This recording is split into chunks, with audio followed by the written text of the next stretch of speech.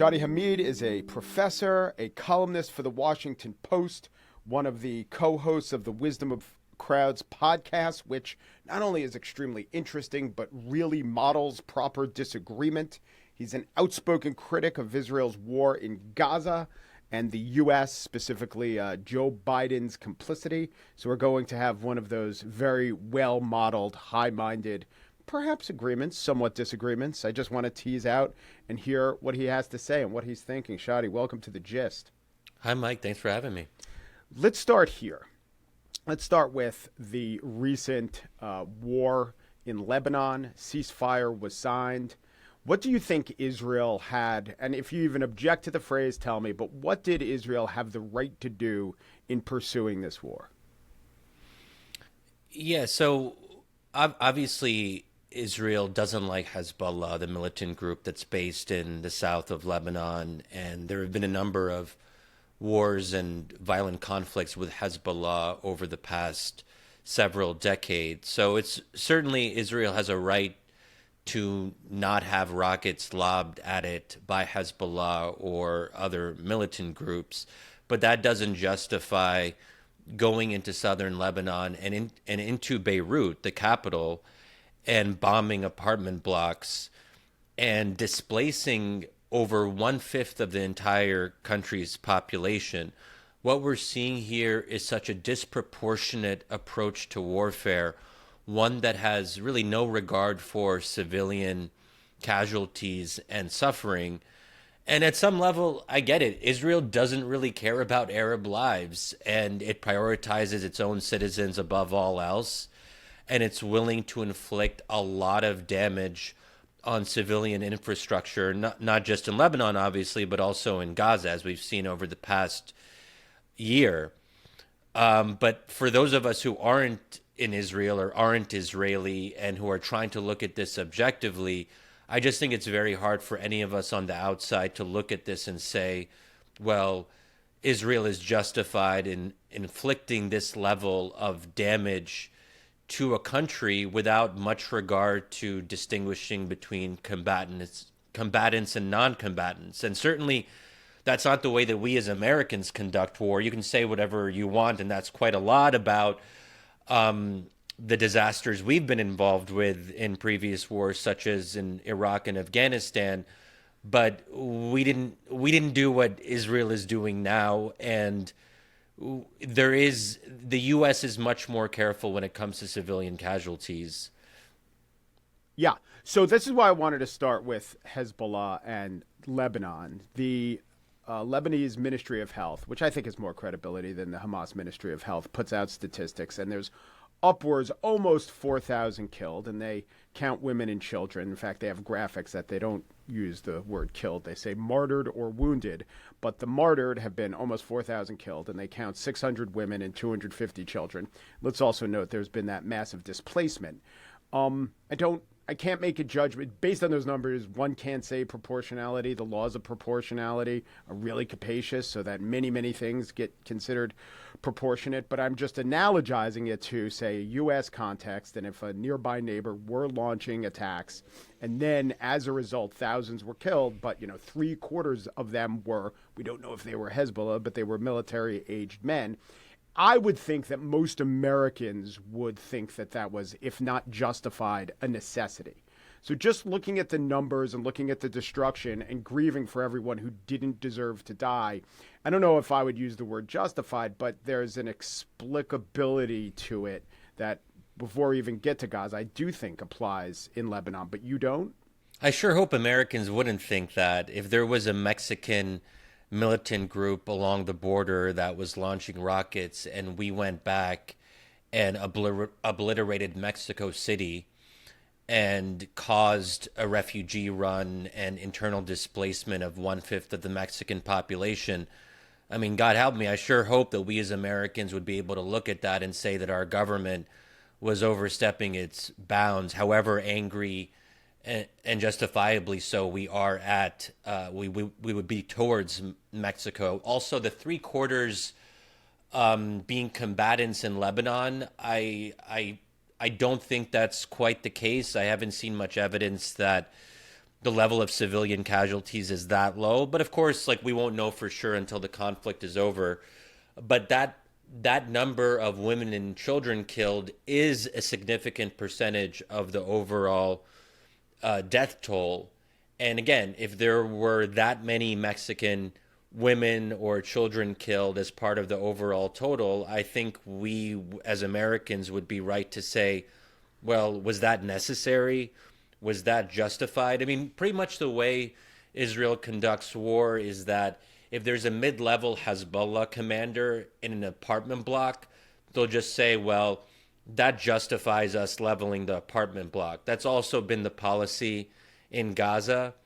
Sure, you can always find a mid-level militant commander pretty much anywhere in these densely populated cities, but does that mean that you should just go ahead and act and blow the place up without a more careful consideration? Again, what it really comes down to is how much regard you have for innocent lives. And I would like to think that whether it's Mexico or Canada, that we would be very, very attentive to any number of civilians who are around a mid-level commander and say, well, actually, we really want to get this bad guy, but there's two women around him, or there's a family in the other apartment building next to him. Do we really want to go ahead and do that? And again, maybe I just hold Americans to a higher standard, but that's sort of how I would see it if we're making that analogy. Yeah. So we disagree. I have no doubt that, first of all, you have to, if you're extending the analogy, I don't know, let's make it Canada. The Canadian government was essentially controlled by some foreign power. It seems far-fetched, but there's the analogy with Hezbollah. It's not as if it's just a rogue cartel operating independently from the state apparatus as a whole. And I do think that if rockets were being rained down on Detroit or Montana, let's say, and tens of thousands of people had to leave, and there was this huge cache of the Canadian militant group rockets, and it was causing casualties on the American side, that Americans would go in pretty strong. Sure, they might, but would that be okay? I agree with you that realistically, Americans would react in this punitive way and they would want revenge. I mean, we were like that after 9/11. I'm just saying, I don't think that's good. Right. I don't think we should be that way. I think the impulse to revenge is understandable, but it's one that should be resisted. If we feel that the revenge is coming out inside of us, then I think it's important for us to be like, well, is that good? Right. And I think the important thing there is if it's untethered to actual strategic success, and this is the lesson of post-Iraq 9/11, did we really achieve our objectives? And it is early to tell with Hezbollah and Lebanon, but it does seem to me, actually I hate that construction, I was surprised by how successful the Israeli military campaign was, and extending all the intelligence campaigns and the Beeper campaign. Much of the calculation beforehand, and I listened to your show talking about this, what if this is another slog, another example of Israel being bogged down in 82? And I said, you have to credit that because that has been the history. But it does seem, again, there I go, but it looks to me as if Israel achieved a lot more than I thought they could by military means.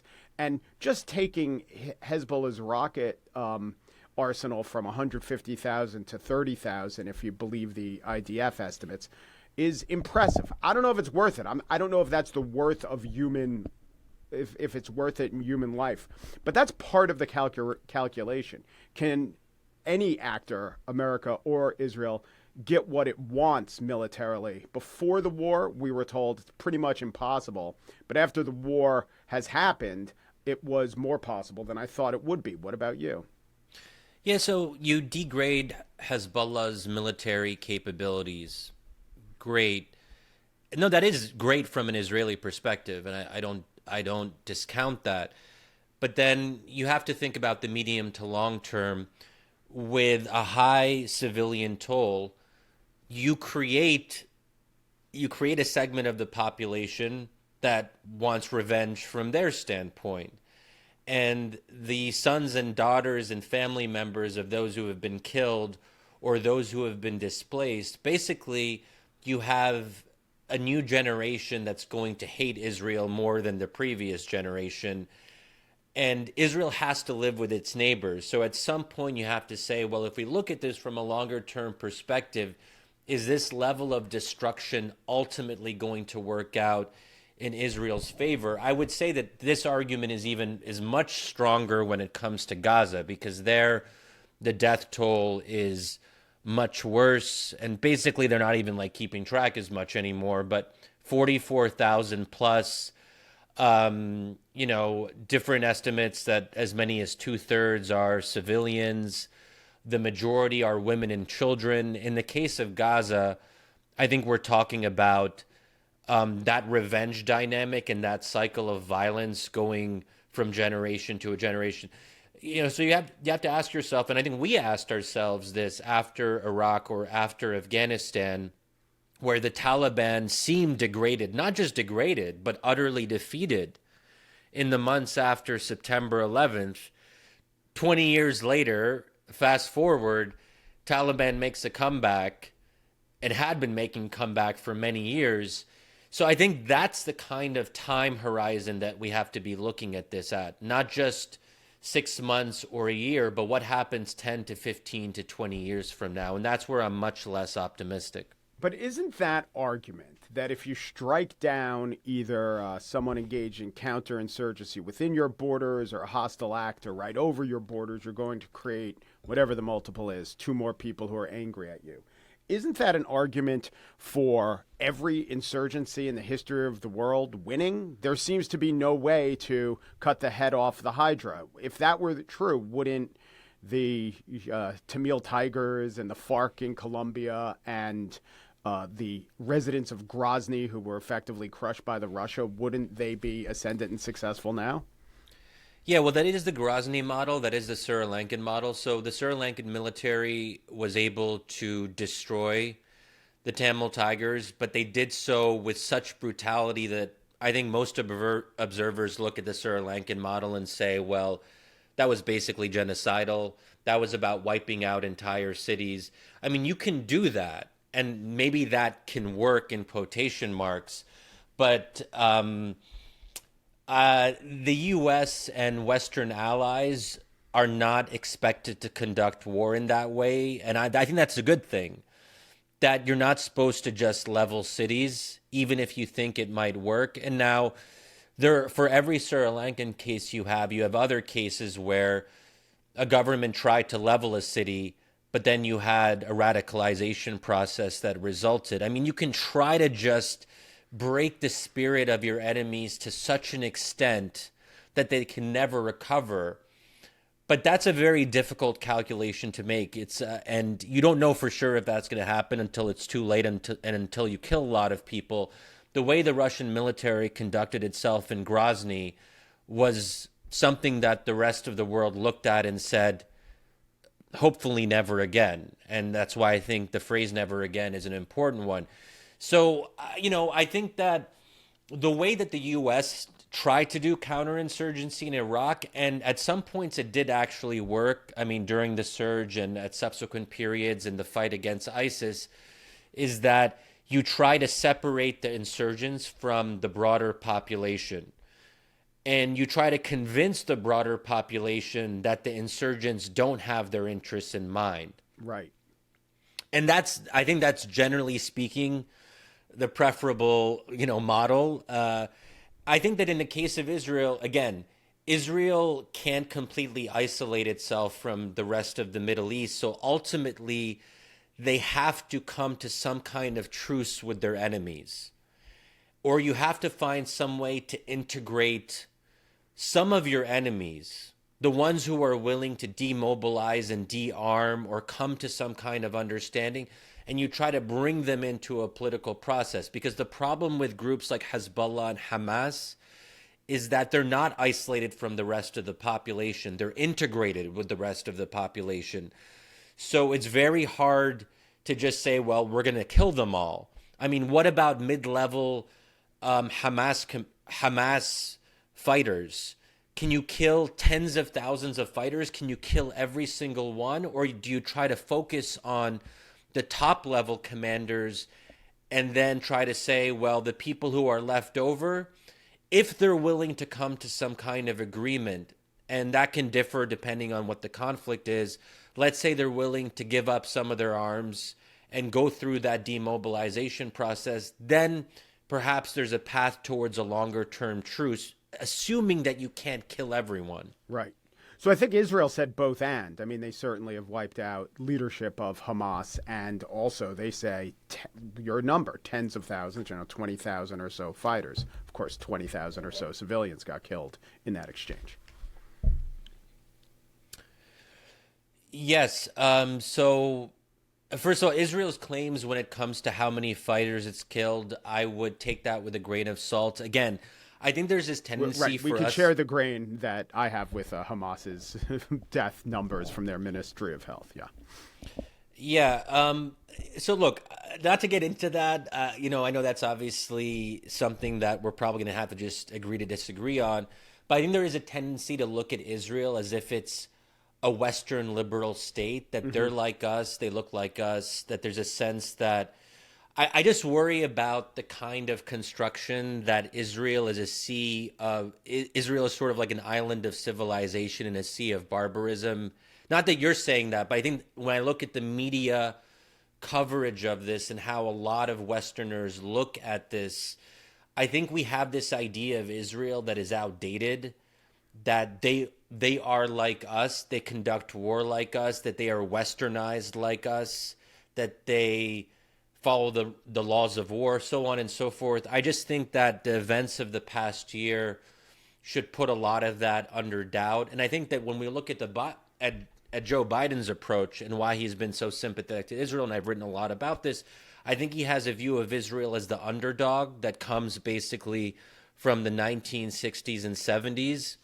And Israel was more of an underdog then. And I just think that we have to be careful about not extrapolating from this idea of, look, a scrappy ragtag group of Israelis who are fighting for their independence. Israel now is the dominant actor in the Middle East. It has by far the most powerful military. It is by far the largest recipient of military aid on a per capita basis in the Middle East. It is the largest recipient of military assistance in the world.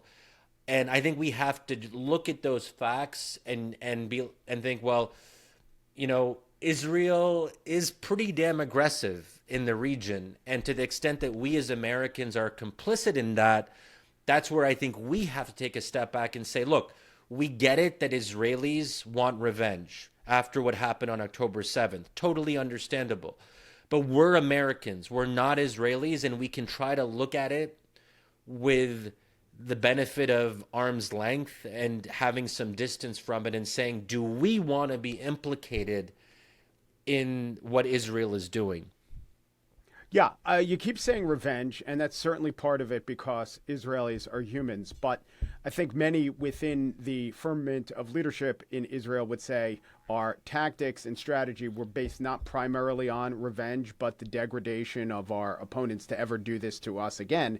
And they have achieved that. Now, have they achieved that at an enormous cost? Undoubtedly. Have they achieved that at a cost that includes human rights violations? I'm open to that claim. Have they achieved that in a cost that just is flat out immoral? This is what you think, and I take your opinion and I understand your opinion, but it doesn't necessarily mean that revenge was the main motivation. They wanted to degrade their enemies so as not to be attacked and get out hostages, which has been partially successful, but I would also argue that success has been tied to military achievement more than anything. On that part, do you think that that's true, that Israel has so hurt Hamas, and that at least is what brought around the first release of hostages? Yeah, certainly there have been serious strategic gains in terms of degrading Hamas's abilities militarily. There's no doubt about that. But I think that the military assessments were that Hamas had already been degraded months ago, or like more, 6 months ago, let's say, and then different U.S. assessments have made various claims depending on what you're looking at. And the question is, why does this keep on going on with no end in sight, no willingness to agree to a ceasefire. And of course, Hamas also hasn't been willing to enter into a ceasefire, and both parties have had reservations, and they have their own interests in keeping up the fight indefinitely. But I think the issue here is that we have senior Israeli officials who have said that they want to have a siege on Gaza and not let humanitarian aid in. And this has been explicit. And so there has been this idea of collective punishment, that if you basically say to civilians in Gaza, we're not going to let anything in, the idea then is that they would turn against Hamas.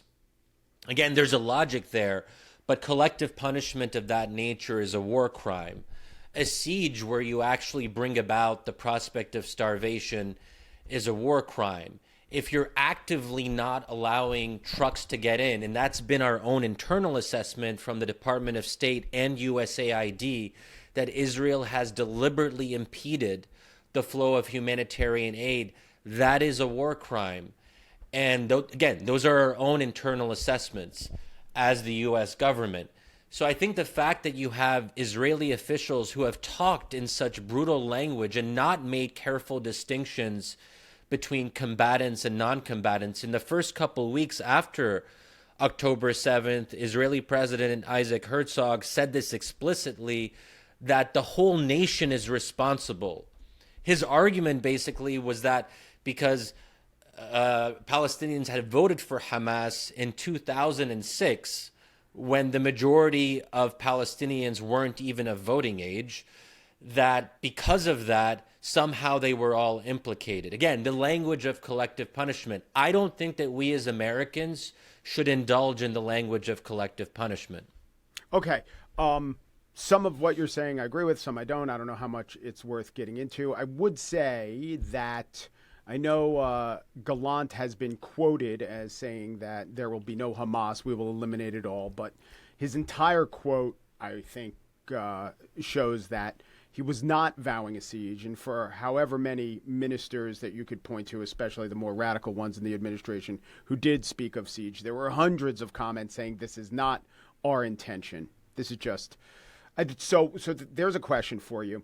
Is the idea that it doesn't matter if, say, the Israelis talk about not wanting to punish all the citizens of Gaza and having both sympathy and trying to protect citizens of Gaza? Does it matter if you could point to many instances where they say that and many instances where they actually do that? What really does matter is the instances where they don't, because that's like a criminal admitting to the crime. Or if you watch The Jinx, he admits to it at the end. It doesn't matter how many times that he denies it beforehand. Yeah, look, I mean, first of all, Israel doesn't really talk all that much. Certainly the military spokespeople don't talk a lot about prioritizing, protecting civilians. That's not really the language they use. Yes, are there instances where they have said things like that?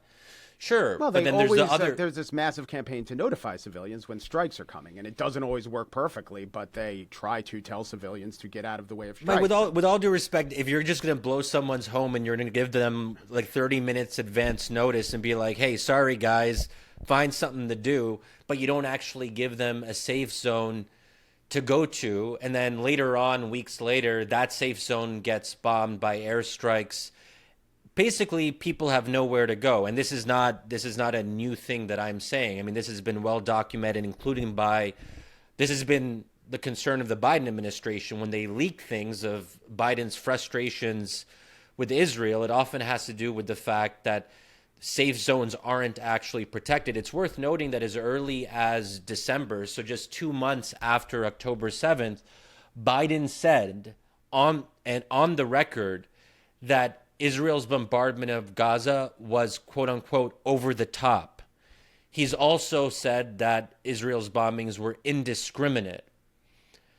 So when our own president, who's very sympathetic to Israel and is very understanding and has been very reticent to suspend or withdraw any military support to Israel, when even he's saying that Israel is engaging in an over-the-top, indiscriminate bombing campaign, I just think that at some level we have to say, yes, it is over-the-top and indiscriminate. And look, But I this has get not that. been his consistent message. He walked back the indiscriminate remark. We know that Biden says a lot of things that are walked back, and he also says things like, I'll never pardon Hunter, and then he does.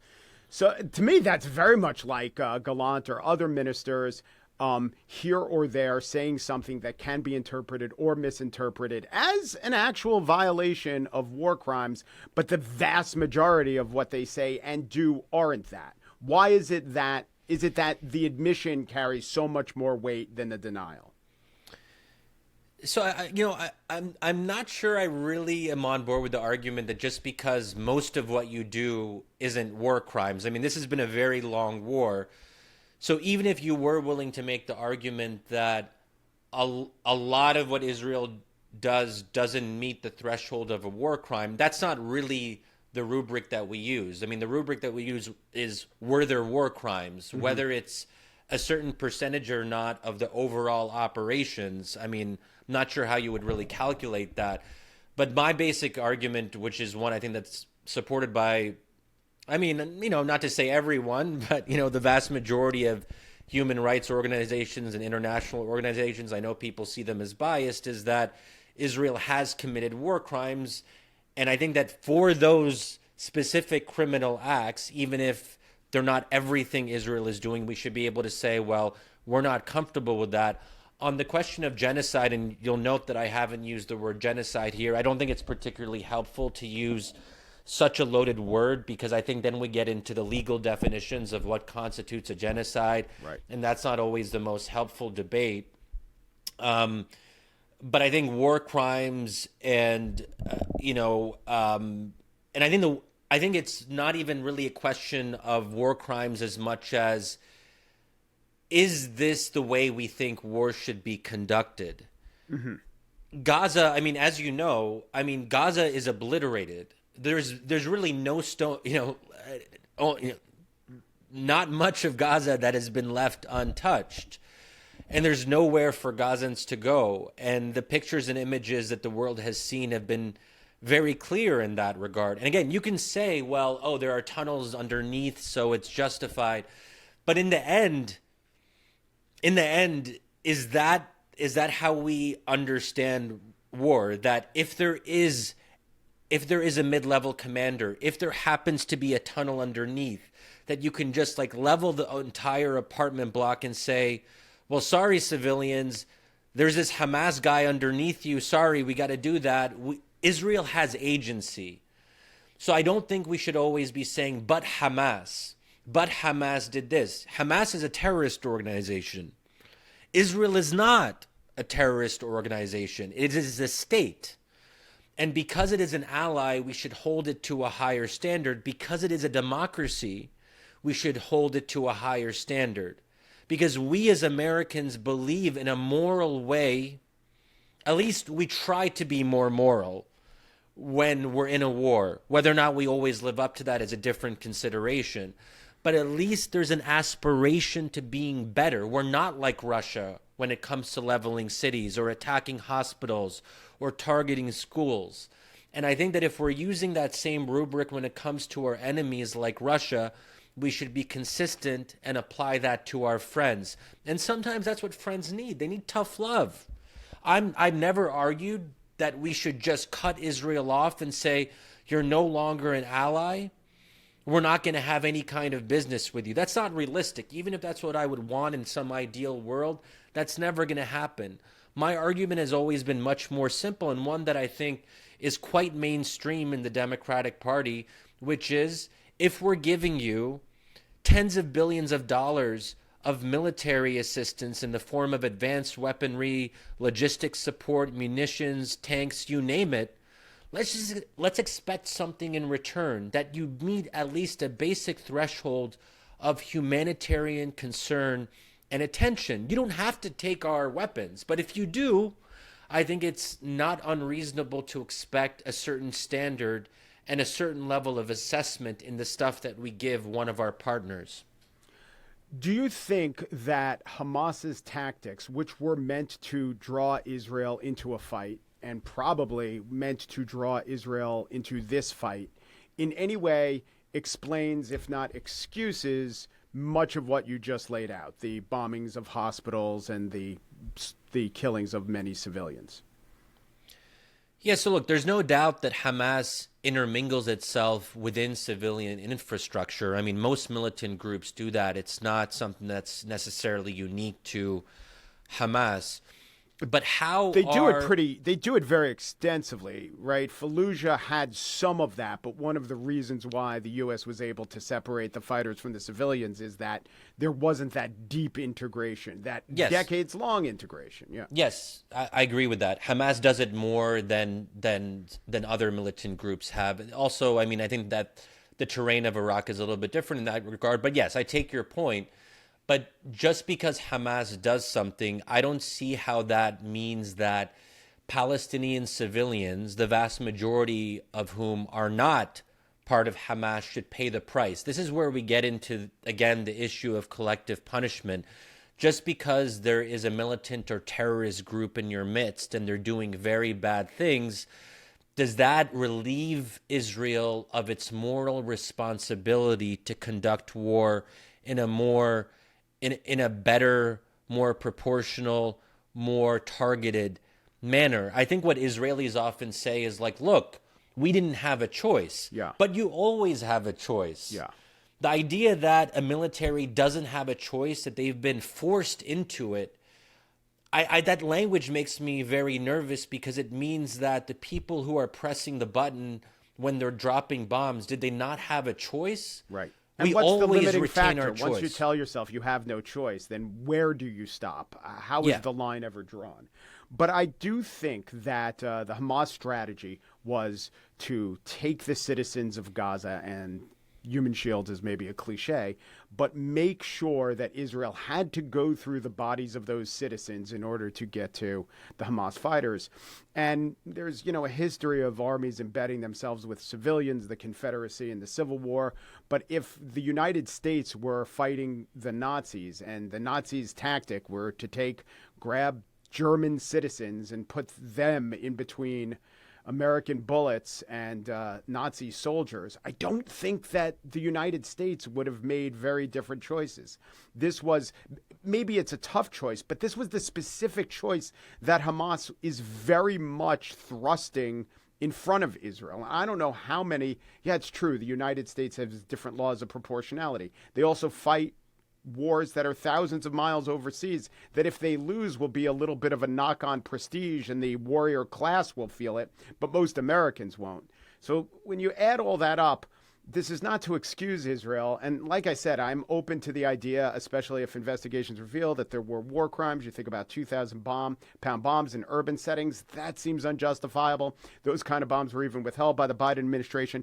But add up the totality of what Hamas wanted to do and the real perception of existential threat. I don't know that the good countries would have fought the war in a different way, the United States included. Especially, sorry, I'm throwing a lot here, especially since, the United States killed more civilians in Afghanistan than Israel's killed in Gaza. So, okay, a couple things here. Yes, you're right that Hamas officials have said that they want to basically provoke Israel into killing a lot of their own civilians. And Israel appears to have met their expectations in that regard. It should kind of give us pause that the very things that Hamas said it wanted to provoke Israel into doing, Israel is doing. We know this about terrorist groups. This was the same idea with 9/11. A terrorist group, because of its relative weakness vis-a-vis the major power that it's trying to fight, it tries to provoke the greater power into overreaction. And we did that post 9/11. We overreacted. I'll just say one thing about the level of brutality that we did or did not use in the Iraq War. And I've gone through the numbers quite carefully on this, and it's on the Iraq Body Count website, which is one of the main sources for the civilian toll in the Iraq War. The number of Iraqi civilians who were directly killed by the U.S. military from 2003 to 2011 was 14,000, which is already quite a bit less than what Israel was able to do in about 6 months. And also, Iraq had about 20 times the population of Gaza. So just like on any measurable level, what we did in Iraq just simply doesn't compare to what Israel is doing in Gaza. I would just keep that in mind. Yeah, but That's if you look why at Afghanistan, those numbers are higher, and I don't know, direct or indirect, but it could be, hundreds yeah, of people killed. but the war in Afghanistan was also 20 years long, so you also have to look at the duration that was involved here. But yes, did we? So, but at the same time, like if the idea is that we're saying that any other Western power would do something similar, I hear what you're saying. But if that is actually the case, then that should give us pause about the supposed morality of Western powers. Just because it's the kind of thing that we could imagine doing in similar circumstances doesn't make it justified. It might make it understandable, and that's what we were talking about at the beginning. Understandable for me is not the same as justifiable. Yeah. I want to go back to you, and I want my listeners to know, you lead with realism when friends of yours or people in your circles were saying, Shadi, come out to a march to demand a ceasefire. You said, well, first of all, I'm a journalist. Second of all, like, what are the terms of the ceasefire? Is it realistic? The sort of things that activists don't often ask, but good journalists and experts do. So I know you always think about realism. With that in mind, you just said the United States should not abandon Israel as an ally. Would you like to see the United States, I guess, first joining the ICC and arresting Netanyahu and Gallant should they step on U.S. soil? Look, what I might want in an ideal world, I mean, the thought that... Like, would you advise, okay, you're in the administration and some president who would hire you is in office. Would you advise that? Look, yes, I would, because I don't think that folks like Netanyahu or Gallant should be able to I don't think we should be inviting them to come to the White House and spending time in the U.S. and even if we don't agree with the ICC's, again, a determination of genocide or not genocide, just the fact that these folks have been accused of war crimes, and in my view, those accusations are warranted. So my view is that people who commit war crimes should not be invited to come to the White House and get that kind of diplomatic treatment. At the very least, until there's an investigation, until we can assess with some clarity what crimes were committed and what weren't. And so that's kind of where I stand on that. But because, as you said, I'm a realist, I haven't even really thought of that, because it's really just absurd to think that we would ever do that to Netanyahu and say, hey, man, you can't come. And if you do, I mean, also debates around whether the ICC, we're not a party to the ICC. So there's also that fact that the U.S. has generally not been on board with the international law regime that the ICC is part of. So legally speaking, I'm not sure how that would even work. But what we dream about and what we might want in an ideal world is not the same as what we realistically do, and that's why I always try to make that distinction. And I don't want to ask for too much. Like, I don't want to go to the Biden administration or in my writing and ask them to do something I know they're never going to even consider doing. I want my asks to be more modest and more realistic, and some that even folks like you. So we're not on the same page on Israel-Palestine. We see it fundamentally differently, but maybe through persuasion, I could get you on board to maybe say, well, maybe we should suspend some arms shipments to Israel until they show that they're getting humanitarian aid to Israel in this particular way. That's a more reasonable thing that I think maybe you and I could agree on. We could have a discussion about that. And that, to me, is the more useful way of arguing about these things. Once we get into genocide, the ICC, I'm probably going to lose you, and I don't want to lose you. Yeah. No, you're right. And I probably would get on board with something like if you had laid out a realistic way for the United States to pressure Israel in forming a commission internally, a bona fide commission, maybe even with some United States experts on it, on war crimes in that country. Actually, it probably would have been in Israel's interest as well. I wanted to ask you about a major theme of your podcast and your writing, which is withholding your vote, or the people who are so impassioned about the Palestinian issue but are still generally Democrats, withholding their vote on Kamala Harris. So, how the election played out with pretty big margins of victory for Donald Trump. Looking back, what do you think of that discussion? Yeah, so I mean, my view on this was that I was very disappointed, and putting aside the specifics of U.S. policy vis-a-vis Israel, as we've talked about, for me, it was almost a separate issue, is that the Harris campaign and top Democrats were just basically disregarding our community, and by this I mean the Arab and Muslim American community across the country. They kept on giving us what seemed to me like the rhetorical equivalent of the middle finger. So, for example, there was a case of a campaign event in Michigan where a Muslim Democrat was escorted out, and the Harris campaign apologized about it afterwards. But then the very fact that you kick someone out of an event because I presume the rationale was that, oh, they were worried that he might cause some commotion, even though he wasn't causing any commotion. Or the fact that they sent Congressman Richie Torres to brag to an audience in Michigan in the final weeks that there wasn't a single Palestinian American speaking at the Democratic convention in August. That's just outright racist to brag that, oh, there wasn't a single Palestinian there. So just things like that. I think that people can have policy differences, but at the very least, you want to feel emotionally that your own party, your own preferred candidate isn't completely disrespecting you. And I think that's what really rankled people at the end. I mean, my public position was that I was very disappointed in the Harris administration, but in the end, my hope was that Harris would win. And I ultimately did vote for Harris, as grudging as that was. It was a hard decision for me to make. I felt torn about it. But In what ultimately, state are you registered? Sorry? Where are you registered? Oh, DC, so it doesn't matter. Very symbolic. Yes. But look, I mean, again, like, if we're trying to be realistic, there's two choices in an election. You had Trump and Harris. Those are the only two possibilities. And people say, well, oh, Shadi, voting shouldn't be an act of lesser of two evils. That shouldn't be how we view it. But I'm sorry. That is the way our system is designed. And ultimately, my goal is to minimize harm. I think more harm will be caused through a Trump presidency than would have been the case under a Harris presidency. And here I'm not even talking about foreign policy. I'm talking about domestic policy on the issues that I also care about. I don't only care about Israel-Palestine. I have a broader set of concerns. Yeah.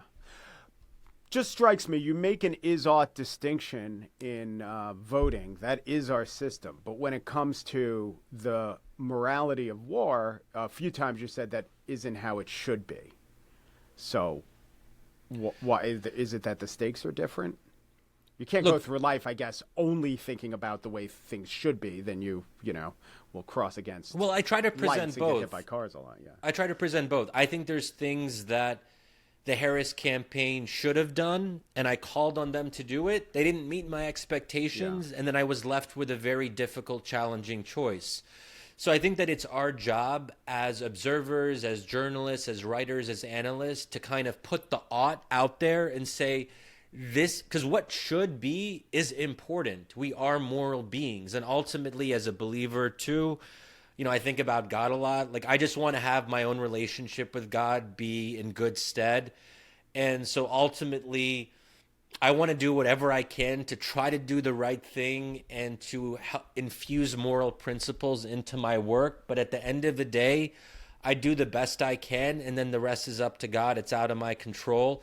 And then I have to face reality. So that's kind of, there's two levels to it. That's kind of how I approach my work. You try your best, but in the end, things are as they are. And then we keep on trying to fight for a better world, of course. But in the end, if we have two choices, we got to choose between one of them. Do you think, from an Israeli perspective, they've improved their position with regards to their neighbors in that they've significantly degraded the two closest paramilitary organization, and I think probably demonstrated that Iran doesn't have nearly the capacity to inflict harm on them than they do Iran? Or do you think the other argument would go, they've really they've so decreased their standing in the world and created a situation where they're an isolated state and seen as a rogue state that it is bad for them in terms of international relations? Where would you argue Israel is after more than a year of fighting? Look, I think it's both at the same time. I think it's possible to say that Israel has effectively degraded Iran's military capabilities in various ways, while at the same time saying that it's more isolated than it's ever been.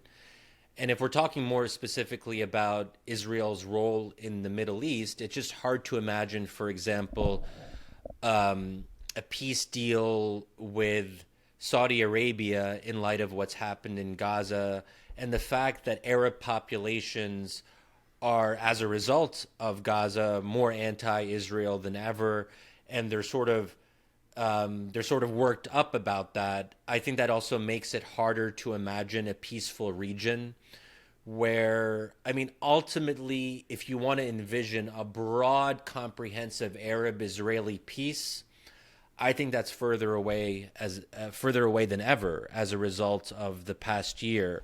And this again gets us to the tension between short-term military objectives and the longer-term objective of a durable peace with the people you have to live with in the broader region. There's a tension there, obviously.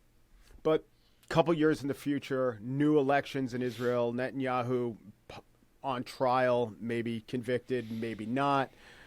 Trump administration, simmering peace deal that MBS has been wanting to do for a while.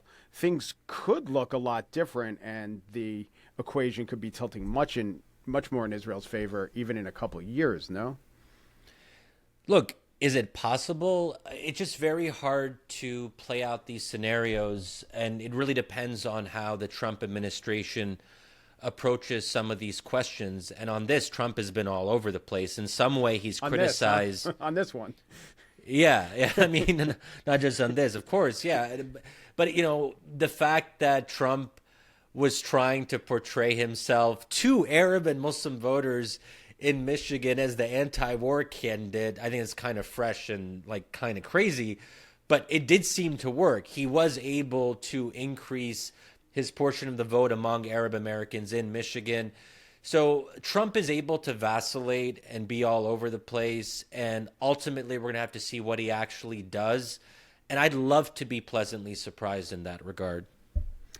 Shadi Hamid hosts the Wisdom of Crowds podcast. He writes for the Washington Post. His most recent book is The Problem of Democracy. His previous book, Islamic Exceptionalism, How the Struggle Over Islam is Reshaping the World, was a Lionel Gelber Prize winner. Wow, that's good. As you could see, he's a thoughtful guy, and he prizes constructive discourse. Thank you, Shadi. Thanks so much, Mike. It was a pleasure.